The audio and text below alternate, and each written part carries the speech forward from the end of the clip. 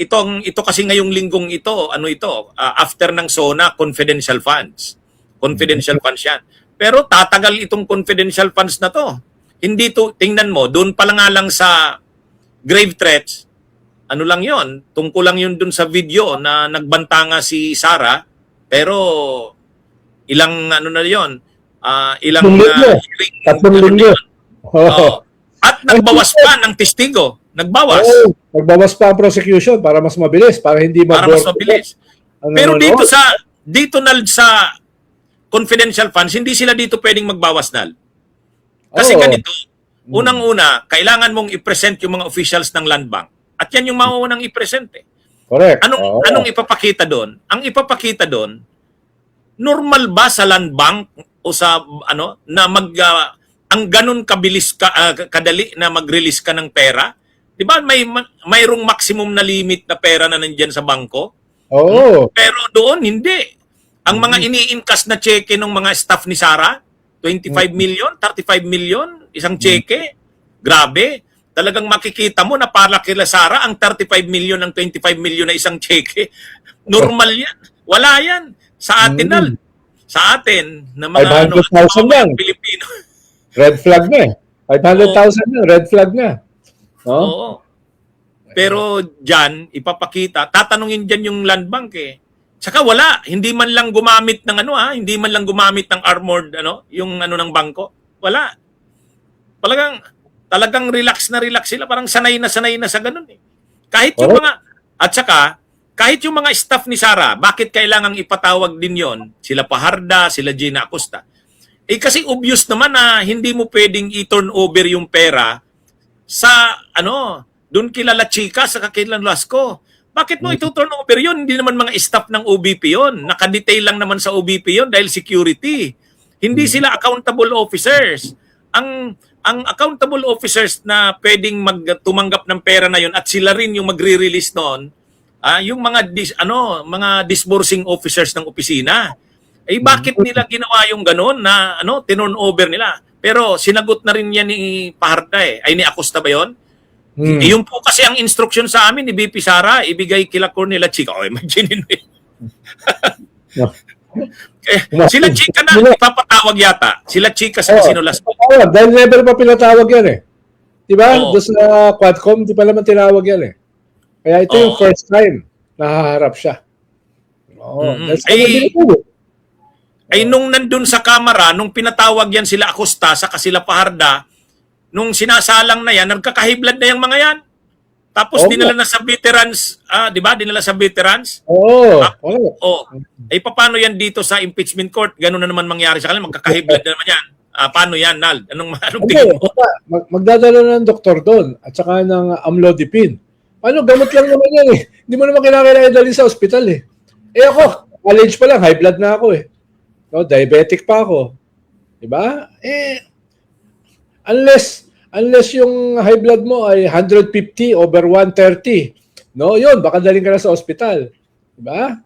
Pero meron namang gamot yan eh. May Catapres, may amlodipine, may Valsartan, di ba? So, tsaka noon, Nal, nung nandun sila sa house, nung nag-appear sila, si Sara, inalalayan sila. Siyempre, pinakita ni Sara na nagmamalasakit siya sa kanyang mga tao. Kaya habang nag-high blood yung mga tao niya at dinadala doon sa veterans, nandun din siya. Umaalalay siya kay Sulayka, kila pa. Dito, anong gagawin niya? Mag-aalalay ba siya dyan niya? Ayaw nga pumunta eh. Di ba? Ayaw nga pumunta. Kaya itong confidential funds na ito na sunod na article o ground na pag-uusapan, medyo mahaba-haba ito. At saka marami naman tayong doon sa pagdinig sa kamera, marami pa tayong hindi na nakita talaga. Halimbawa, yung sila Chika, sinulasco. Hindi yan hindi yan pinatawag doon sa kamera, pero dapat talaga dito sa impeachment court ipatawag yan. Yes. Kasi imagine mo, sila yung tumanggap ng pera. Sila yung tumanggap ng pera. Kaya so mga kababayan, abangan natin to sa So ang inaano mo ang sinasabi mo, pag lumabas na itong mga ito, sunod na ground sa impeachment, kasi dito involved na ang taong bayan. Doon kasi sa unang ground, hindi eh. Kay si Pangulong Marcos yun eh. Siyempre, sa kanya yung threat. Hmm?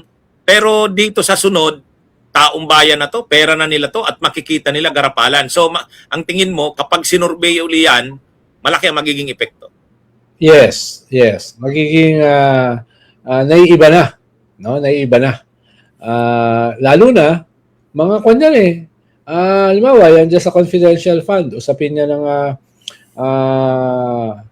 hundreds of millions, di ba? Yung usapin ng unexplained wealth, kanyon, billions. At saka, very anomalous yung mga nagbigay ng pera. Allegedly, mga drug lords. No? Kaya, matindi yan, yung ebidensya na yan. Tapos, dito sa confidential fund, meron kang isang witness na sabi ni Sara, never niya na-meet at hindi niya kilala si Madriaga. No? Doon sa usapin sa Justice Committee, probable cause lang ang pinag-angkan dyan eh. Kaya hindi pa nilabas ni Madriaga yung detalye. Dito, ilalabas na niya yan. Yung kanyang resibo. Na hindi lang ako kilala, hindi lang ako na-meet, ako ay kasama sa kanyang core group. No? So, consider, magne-name na siya ng names. No? Ang sabi nila, hindi credible witness yan. Ang hindi credible, si Vice President Sara. Dahil sinabi niya, never pa niya na-meet at hindi niya kakilala. May mga video eh. May mga picture eh na magkasama sila eh. Pati birthday eh, binabati niya eh. So, ibig sabihin, medyo kinakabahan siya dyan kay Madriaga.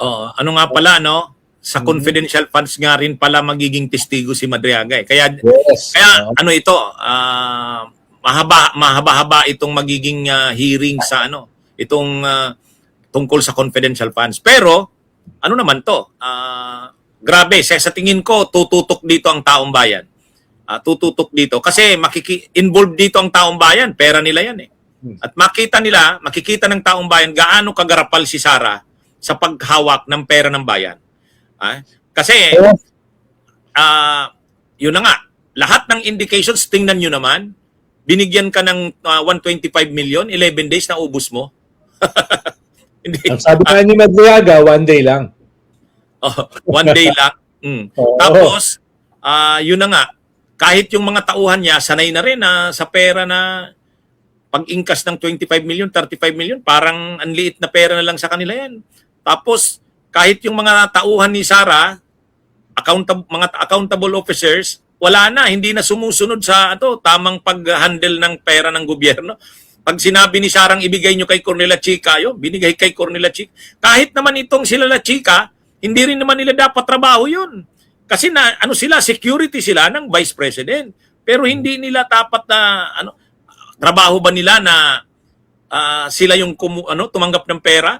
Kaya dito, may pananagutan din dito itong sila La Chica sa sila Nolasco eh. Diba? Tama. Pati yung land bank, may pananagutan yan. Dahil may mga rules ang banking eh. Diba? Hindi ka basta-basta pwedeng maglabas ng ganyang karaming pera. Na mabilis. Oo.